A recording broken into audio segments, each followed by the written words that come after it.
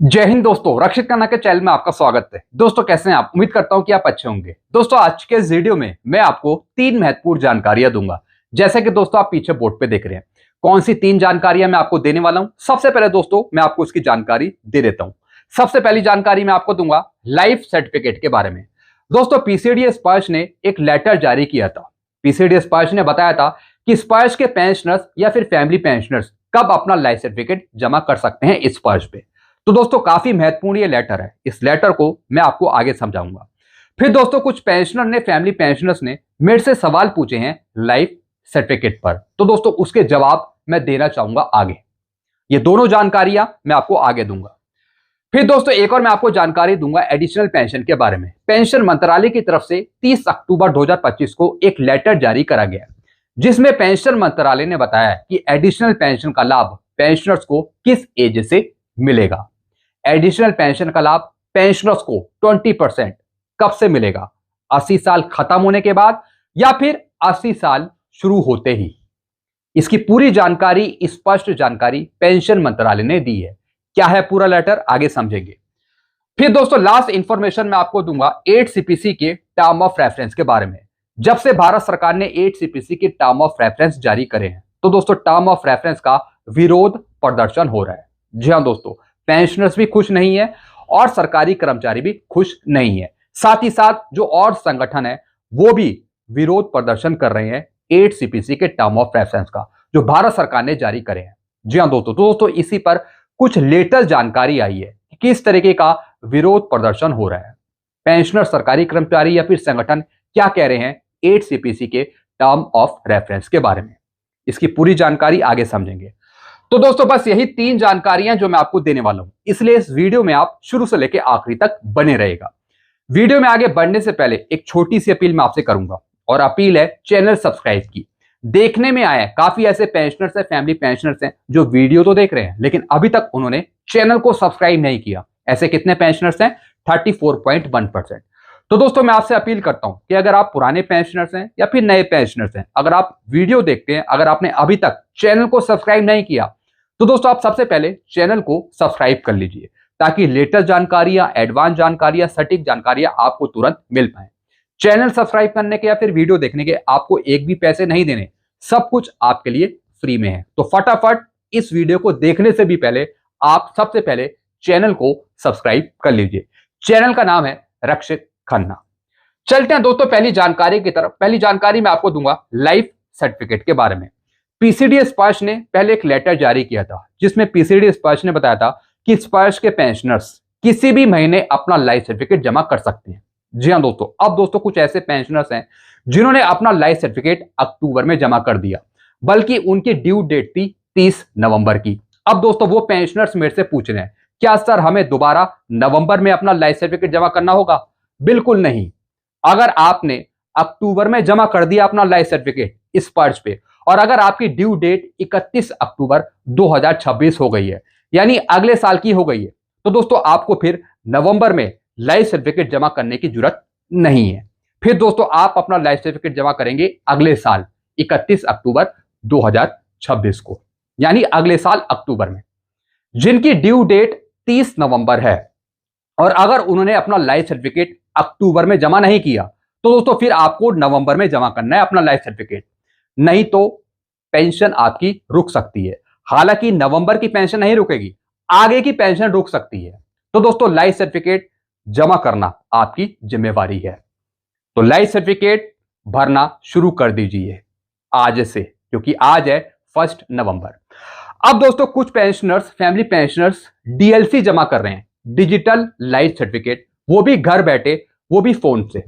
अगर दोस्तों आप डीएलसी जमा कर रहे हैं इस पर्च पे, डिजिटल लाइफ सर्टिफिकेट, तो दोस्तों फोन पर आपको 2 एप्लीकेशन इंस्टॉल करनी पड़ेगी। पहली एप्लीकेशन है जीवन प्रमाण और दूसरी एप्लीकेशन है आधार फेस आरडी। ये दोनों एप्लीकेशन आपके फोन में होनी चाहिए, इंस्टॉल होनी चाहिए, तभी आप डीएलसी लाइफ सर्टिफिकेट जमा कर सकते हैं। हालांकि दोस्तों जो ये वाली एप्लीकेशन है आधार फेस आरडी, दोस्तों फेस ऑथेंटिकेशन के थ्रू, यानी फेस दिखाकर आप अपना लाइफ सर्टिफिकेट जमा कर सकते हैं इस पर्च पे।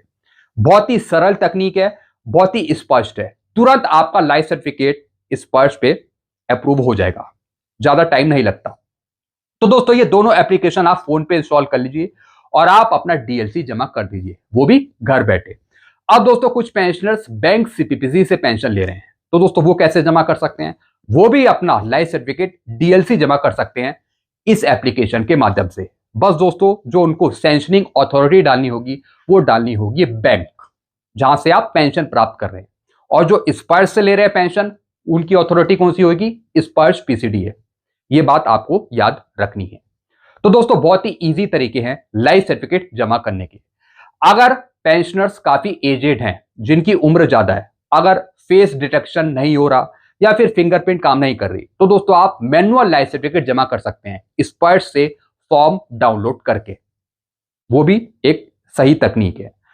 तो दोस्तों ये मैंने आपको जानकारी दे दी लाइफ सर्टिफिकेट के बारे में। कुछ और पूछना हो तो आप नीचे कमेंट कर सकते हैं। चलते हैं दोस्तों अगली जानकारी की तरफ। अगली जानकारी है एडिशनल पेंशन के बारे में। पेंशन मंत्रालय की तरफ से 30 अक्टूबर 2025 को एक ऑफिस मेमोरेंडम जारी करा गया है एडिशनल पेंशन देने के बारे में। पेंशन मंत्रालय ने बताया कि पेंशनर्स को, फैमिली पेंशनर्स को एडिशनल पेंशन कब से मिलेगी। क्या 80 साल खत्म होने के बाद मिलेगी या फिर जैसे ही पेंशनर्स की एज 80 साल शुरू होगी तब से मिलेगी? दोस्तों भारत सरकार आपको एडिशनल पेंशन देती है जब आपकी एज 80 साल पूरी होती है। जो पेंशन डिस्पेंसिंग एजेंसी है वो आपको एडिशनल पेंशन देती है जब आपके 80 साल पूरे होंगे। 80 स्टार्टिंग पे आपको एडिशनल पेंशन नहीं मिलती। रूल पता होने के बावजूद भी कई pensioners, family pensioners court case कर रहे हैं, वकीलों को फीस दे रहे हैं, सीपी ग्राम में कंप्लेंट डाल रहे हैं कि एडिशनल पेंशन का लाभ हमें 80 साल के बाद नहीं चाहिए, 80 स्टार्टिंग पे चाहिए। हालांकि दोस्तों कई अपील रिजेक्ट भी हो जाती है। जी हां दोस्तों, कई अपील रिजेक्ट हो जाती है सीपी ग्राम की, क्योंकि भारत सरकार का रूल है कि एडिशनल पेंशन का लाभ आपको 80 साल के बाद ही मिलेगा। और यही भारत सरकार शुरू से लेकर आखिरी तक आपको बताती आई है। जी हां दोस्तों, जैसा आपको पता है मैं भी एक पेंशन डिपार्टमेंट में हूं, तो हम भी अपने पेंशनर्स को एडिशनल पेंशन का लाभ देते हैं जब उनकी एज 80 साल खत्म होती है, तब उनको हम 20% एडिशनल पेंशन देते हैं। तो दोस्तों सरकार भी यही रूल्स अप्लाई करती है और यही रूल हम भी फॉलो करते हैं। अब दोस्तों यहां पे देखिए, एक बार फिर से पेंशन मंत्रालय ने, भारत सरकार ने क्लियर कट बता दिया कि एडिशनल पेंशन का लाभ आपको मिलेगा 20% जब आपकी एज 80 साल खत्म होगी, और अगर 85 से कम है तब आपको 20% एडिशनल पेंशन मिलेगी। अगर आपकी एज 85 साल पूरी हो गई है और 90 से कम है तब आपको 30% एडिशनल पेंशन मिलेगी। अगर आपकी एज 90 साल खत्म हो गई है और 95 से कम है तब आपको 40% एडिशनल पेंशन मिलेगी। अगर आपकी एज 95 साल खत्म हो गई है और 100 से कम है तब दोस्तों आपको 50% एडिशनल पेंशन मिलेगी। अगर आपकी एज 100 साल पूरी हो गई है, 100 कंप्लीट हो गई है, अगर आप 100 साल से ऊपर हैं तब आपको 100% एडिशनल पेंशन मिलेगी। दोस्तों ये रूल है भारत सरकार के। अब दोस्तों इसी पर भारत सरकार ने एग्जाम्पल भी दिया है इस पैरा में, जो मैं आपको इधर समझाऊंगा। जैसे दोस्तों किसी पेंशनर्स की, फैमिली पेंशनर की डेट ऑफ बर्थ है 20 अगस्त 1942। अब इनको 80 साल कब पूरे होंगे? इनको 80 साल होंगे 1 अगस्त 2022 को। यानी अगस्त 2022 की जो इनकी पेंशन है वो इनको 20% एडिशनल पेंशन मिलेगी अगस्त की पेंशन में। फिर दोस्तों एक और समझिए यहां पे एग्जांपल, जैसे किसी की डेट ऑफ बर्थ है 1 अगस्त 1942 और इनके 80 साल कब होंगे? इनके 80 साल होंगे 1 अगस्त 2022 को। तो दोस्तों यहां पर भी अगस्त की पेंशन 20% एडिशनल पेंशन बढ़कर मिलेगी। तो दोस्तों ये रूल है कि इसके अकॉर्डिंग आपको एडिशनल पेंशन दी जाती है, चाहे 20% हो, 30% हो, 40% हो, 50% हो। ऐसे दोस्तों हमारे पास भी कई मेल आती है, कई ग्रीवांस आते हैं जिसमें लिखा होता है कि पेंशनर्स को एडिशनल पेंशन 80 साल शुरू होते ही दिए जाए। लेकिन दोस्तों हम जो फॉलो करते हैं रूल, वो भारत सरकार के रूल फॉलो करते हैं और हम शुरू से ही एडिशनल पेंशन का बेनिफिट पेंशनर्स या फिर फैमिली पेंशनर्स को देते हैं जब उनकी एज 80 साल खत्म होती है, तब उनको 20% एडिशनल पेंशन देते हैं। अगर पेंशनर्स, फैमिली पेंशनर्स की एज 85 साल खत्म होती है तब दोस्तों हम 30% एडिशनल पेंशन देते हैं। ऐसे अगर किसी पेंशनर, फैमिली पेंशनर की एज 90 साल खत्म होती है तब दोस्तों हम 40% एडिशनल पेंशन देते हैं। तो दोस्तों ये रूल्स है, जितनी जल्दी आप समझ लेंगे उतना बेहतर है। तो दोस्तों अगर आप मेरी एडवाइस माने तो आप वकीलों को फीस मत दीजिए, कोर्ट केस मत करिए, क्योंकि दोस्तों 1 साल बाद जब आपके 80 साल पूरे होंगे तो ऑटोमेटिकली पेंशन डिस्पेंसिंग एजेंसी आपको एडिशनल पेंशन देगी। अगर आप उससे पहले ही वकीलों को फीस दे देंगे तो दोस्तों जितना आपका एरियर बनेगा नहीं, उतना तो वकील ही आपसे फीस ले लेगा, कोर्ट ले लेगा। तो बेटर यही है कि 1 साल रुक कर आप एडिशनल पेंशन प्राप्त करें, जब आपका क्राइटेरिया एज पूरा हो जाए। इसके अकॉर्डिंग आप समझ गए होंगे जो मैंने आपको बताया। बाकी आपके अपने विचार क्या हैं, आप खुद लिख सकते हैं, आपको छूट है। चलते हैं दोस्तों आखिरी इंफॉर्मेशन की तरफ। अब दोस्तों मैं बात करूंगा 8 सीपीसी के टर्म ऑफ रेफरेंस की। भारत सरकार ने जब से 8 सीपीसी के टर्म ऑफ रेफरेंस दिए हैं तो दोस्तों उस पर घंटी लटक रही है। वो टर्म ऑफ रेफरेंस मंजूरी नहीं हो रहे कर्मचारियों को या फिर पेंशनर्स को, संगठनों को भी।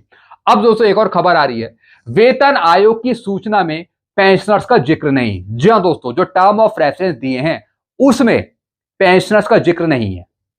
अब दोस्तों यह खबर आ रही है, केंद्र सरकार द्वारा गठित 8वें वेतन आयोग से कर्मचारी प्रसन्न है, खुश है पेंशनर्स कि भारत सरकार 8 सीपीसी देगी। हालांकि उन्होंने नोटिफिकेशन में पेंशनर्स का जिक्र ना होने पर सवाल उठाए हैं। जी हां दोस्तों, अब पेंशनर्स कर्मचारी सवाल उठा रहे हैं कि जो सरकार 8 सीपीसी के टर्म ऑफ रेफरेंस दे रही है उसमें पेंशनर्स का जिक्र नहीं है, ऐसा क्यों? राज्य कर्मचारी संयुक्त परिषद के अध्यक्ष हरि किशोर तिवारी और महामंत्री शिव बरन सिंह यादव ने कहा है कि तकरीबन 10 महीने की देरी से फैसला हुआ है, लेकिन यह सही कदम है। यह आयोग सिर्फ केंद्रीय कर्मचारियों के वेतन भत्तों के लिए संस्तुति देगा। जी हां दोस्तों, इनका कहना है कि सिर्फ कर्मचारियों को ही फायदा मिलेगा 8 सीपीसी का, पेंशनर्स को नहीं मिलेगा, क्योंकि पेंशनर्स का जिक्र टर्म ऑफ रेफरेंस में नहीं किया भारत सरकार ने। हालांकि नोटिफिकेशन में केंद्रीय कर्मचारियों के साथ पेंशनर्स का उल्लेख नहीं है। यह पूर्व के नोटिफिकेशन के अनुपालन के रूप में देखा जा रहा है। उस नोटिफिकेशन के तहत दिसंबर 2025 के बाद यानी 8 सीपीसी का लाभ पेंशनर्स को नहीं दिए जाने की आशंका मजबूत हो रही है। जी हां दोस्तों, ये बात कर रहे हैं वित्त विधेयक बिल की। जो पेंशन वैलिडेशन बिल है उसमें कहीं पेंशनर्स का जिक्र नहीं था। उसमें कहा गया था कि पेंशन के रूल्स को वैलिडेशन किया गया है। हालांकि उसमें पेंशनर्स का जिक्र नहीं था कि पेंशनर्स को 8 सीपीसी का लाभ मिलेगा या नहीं मिलेगा। लेकिन दोस्तों ये जो बात कर रहे हैं ये वित्त विधेयक बिल की बात कर रहे हैं और टर्म ऑफ रेफरेंस की बात कर रहे हैं कि उसमें कहीं पेंशनर्स का जिक्र नहीं है कि पेंशनर्स को 8 सीपीसी मिलेगा या नहीं मिलेगा। फिर क्या लिखा है, यह पहली बार है कि नोटिफिकेशन में कर्मचारियों की बात है लेकिन पेंशनर्स की नहीं। जी हां दोस्तों, अब दोस्तों मैं आपको अपनी राय बता देता हूं। ये तो इनकी बात है लेकिन शायद ये समझ नहीं पा रहे हैं। अब मैं इनको समझा देता हूं और आप भी समझ लीजिए। 8 सीपीसी का फायदा कर्मचारियों को तो मिलेगा ही, जो सैलरी पर्सन है, साथ ही साथ पेंशनर्स को भी मिलेगा। पेंशनर्स भी 8 सीपीसी के दायरे में है, चाहे वो डिफेंस पेंशनर्स हो, सिविलियंस पेंशनर्स हो या फिर कोई स्टेट के पेंशनर्स हो। A to Z pensioners eligible for 8 CPC. जी हां दोस्तों, हर एक टाइप के पेंशनर्स को 8 सीपीसी का बेनिफिट मिलेगा। जो वित्त विधेयक बिल है वो सिर्फ एक पेंशन के रूल्स का वैलिडेशन करता है। अब उसका यह मतलब नहीं है कि 8 सीपीसी का फायदा नहीं मिलेगा। तो दोस्तों इस तरीके की जो खबरें हैं वो आती रहेंगी जब तक पूरी तरीके से 8 सीपीसी लागू नहीं होता। तो दोस्तों मैं तो बहुत पॉजिटिव रहता हूं इन चीजों में, और जैसा कि आपको पता है कि मेरे को बारीकी से सभी रूल्स की जानकारियां भी हैं। तो दोस्तों मैं आपको 100% बताता हूं यहां पे कि 8 सीपीसी का फायदा पेंशनर्स को भी दिया जाएगा। आपको डरने की जरूरत नहीं है, घबराने की जरूरत नहीं है। ऐसी खबरें आती रहेंगी आपको डराने के लिए, लेकिन जब तक मैं हूं आपको डरने की जरूरत नहीं है। अब दोस्तों एक और यहां पे जानकारी आई है, टर्म ऑफ रेफरेंस को पढ़ने से यह स्पष्ट हो रहा है कि 8वें वेतन आयोग कर्मचारियों पेंशनर्स के जीवन स्तर में सुधार के लिए नहीं अपितु सरकार की स्थिति को सुधारने के लिए गठित किया गया है। जी हां दोस्तों, अब दोस्तों ये बात कर रहे हैं भारत की आर्थिक स्थिति के बारे में। जिस तरीके से भारत सरकार ने 8 सीपीसी के टर्म ऑफ रेफरेंस में पे कमीशन को डायरेक्शन दिए हैं कि आर्थिक स्थिति को देखते हुए पे कमीशन काम करेगा 8 सीपीसी पे, तो दोस्तों ये उसके खिलाफ है कि 8 सीपीसी के टर्म ऑफ रेफरेंस में ऐसा नहीं लिखना चाहिए था। पे कमीशन को अपना काम करना चाहिए था। सरकार ने कुछ रूल्स थोप दिए हैं पे कमीशन पर कि पे कमीशन इन चीजों को देखेगा, भारत की आर्थिक स्थिति को, राजकोषीय घाटे को, तब वो 8 सीपीसी बनाएगा। तो दोस्तों इसी के खिलाफ है ये। इन्होंने कह दिया कि बल्कि जो सरकार है वो अपनी स्थिति को सुधारना चाहती है, यानी अपने अनुसार वो 8 सीपीसी देना चाहती है, अपने बटुए के अनुसार, पैसे के अनुसार, जो कि गलत है। पे कमीशन को अपना काम कर देना चाहिए। पे कमीशन अपने अनुसार काम करे, उस पर कोई रोका टाकी पाबंदी नहीं होनी चाहिए सरकार की, ऐसा इनका कहना है। बिल्कुल दोस्तों, पे कमीशन को अपना ही काम करना चाहिए, जितनी उसे जानकारी है उसके अनुसार काम करना चाहिए, ना कि सरकार के आदेशों पर। क्योंकि दोस्तों सरकार तो अपना पैसा देखेगी, अपना बटुआ तो वो देखेगी, अपने बटुए के हिसाब से आपको कुछ देगी। तो दोस्तों भैया पे कमीशन को जो काम करना है कर लेने दो, उस पर क्यों हम रोका पाबंदी करें। वो बाद में देखी जाएगी कि भारत सरकार क्या अप्रूव कर रही है, लेकिन पे कमीशन को रिपोर्ट तो सौंपने दो, पे कमीशन बैठने तो दो, काम करने तो दो। अब दोस्तों यहां पे देखिए, 8वां वेतन आयोग किसके लिए संदर्भ की शर्तों में एक भी कर्मचारियों या फिर पेंशनर्स और उनके वेतन पेंशन की बात नहीं करता। जी हां दोस्तों, संदर्भ की शर्तें जो दी गई हैं भारत सरकार के थ्रू, उसमें पेंशन वेतन की बात कुछ भी नहीं है, कर्मचारियों या फिर पेंशनर्स की बात नहीं है, अपितु केंद्र सरकार और प्रदेश की सरकारों की आर्थिक स्थिति और खर्चे की बात करता है। जी हां दोस्तों, अब टर्म ऑफ रेफरेंस में केंद्र सरकार ने कुछ डायरेक्शन लिखे हैं, कुछ पॉइंट लिख दिए कि आर्थिक स्थिति को देखते हुए पे कमीशन को काम करना चाहिए। जो राज्य की सरकार है फिर उन पे भी कुछ बोझ रहेगा राजकोषीय का, मतलब इस तरीके की बातें लिखी हैं टर्म ऑफ रेफरेंस में, जो सही नहीं है, ऐसा इनका कहना है। अर्थात ये आयोग मुख्य रूप से केंद्र सरकार और प्रदेश सरकारों के लिए है, ना कि कर्मचारियों और पेंशनर्स के लिए। अब दोस्तों इनका कहना है कि जो आयोग है, पे कमीशन है, वो केंद्र सरकार या फिर प्रदेश सरकारों के लिए, पेंशनर्स और कर्मचारियों के लिए नहीं है। हालांकि दोस्तों इन्होंने गुस्से में लिखा है, जो 8 सीपीसी के टर्म ऑफ रेफरेंस में जो बातें लिखी हैं कि सरकार के डायरेक्शन में पे कमीशन काम करेगा आर्थिक चीजों को देखते हुए, तो उससे ये नाराज हैं, तब इन्होंने ये चीज लिखी है। हालांकि दोस्तों मेरा मानना है कि पे कमीशन अपना काम करेगा, वो अपने दिमाग से काम करेगा, तब दोस्तों वो एक रिपोर्ट बना के भारत सरकार को सौंपेगा। अब भारत सरकार उसमें क्या काट छाट करती है, क्या कम करती है या ज्यादा करती है, वो गवर्नमेंट पे डिपेंड रहेगा। लेकिन मुझे लगता है कि जो पे कमीशन बना के देगा 8 सीपीसी की रिपोर्ट, वो कहीं ना कहीं गवर्नमेंट को माननी पड़ेगी। भले ही दोस्तों वो संतुलित रिपोर्ट हो, एक्सपेंडिचर के हिसाब से हो, लेकिन मुझे लगता है कि सरकार को वो रिपोर्ट आगे माननी पड़ेगी। तो हम यही चाहते हैं कि पे कमीशन एक अच्छी रिपोर्ट सौंपे भारत सरकार को, एक बढ़िया सी रिपोर्ट भारत सरकार को सौंपे 8 सीपीसी की, जिसमें पेंशनर्स तो कर्मचारियों को फायदा हो ज्यादा से ज्यादा। अगर आप मेरी बात से एग्री करते हैं तो कमेंट बॉक्स में जरूर बताएगा। तो दोस्तों बस यही जानकारियां थी जो मैं आपके सामने लेकर आया था। ऐसी जानकारियां आपको बराबर मिलती रहेंगी। तो सारी एडवांस जानकारियां पाने के लिए, एक्यूरेट जानकारियां पाने के लिए आप चैनल से जुड़ जाइए, चैनल को सब्सक्राइब कर लीजिए। कोई और पूछना हो तो आप नीचे कमेंट कर सकते हैं। चैनल को सब्सक्राइब करना मत भूलिएगा। चैनल का नाम है Rakshit Khanna. Thank you so much.